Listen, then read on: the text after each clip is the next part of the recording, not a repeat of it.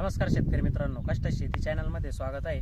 आजचा आपला व्हिडिओ असणार आहे की ऊस पिकामध्ये तणनाशक फवारूनही आपल्याला रिझल्ट का भेटत नाही। तर रिझल्ट आपल्याला चांगले भेटण्यासाठी या व्हिडिओमध्ये तुम्हाला पंचसूत्री सांगणार आहे की जी फॉलो केल्यानंतर तुमचं गवत एकदम परफेक्टरित्या 100% जळणार आहे, कमी खर्चात आणि कमी औषधामध्ये जळणार आहे। तर सर्वप्रथम ज्यावेळेस आपण तणनाशक फवारणी करतो त्यावेळेस काय करायचं आहे आपल्याला, तर आपल्याला पाणी द्यायचं आहे। आदल्या दिवशी ऊस पिकाला आदल्या दिवशी पाणी देऊन घ्यायचं आहे।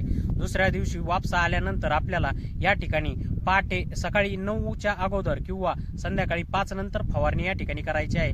फवारणी करताना आपल्याला pH 6 ते 7 असलेलं पाणी आणि शुद्ध पाणी वापरायचं आहे, गढूळ पाणी वापरायचं नाही आहे। त्याच पद्धतीने आपल्याला एकरी 200 लिटर पाणी वापरायचं आहे। तुम्ही औषध कुठलंही घ्या त्याच्याशी काही नाही, पण तुम्हाला पाणी 200 लिटर एकरी या प्रमाणात घ्यायचं आहे, जेणेकरून पाणी जास्त पडल्यामुळे औषध ॲब्झॉर्ब होण्यासाठी गवताला जास्त टाइम भेटतो आणि फवारणी आपल्याला रिझल्ट या ठिकाणी चांगला येत आहे।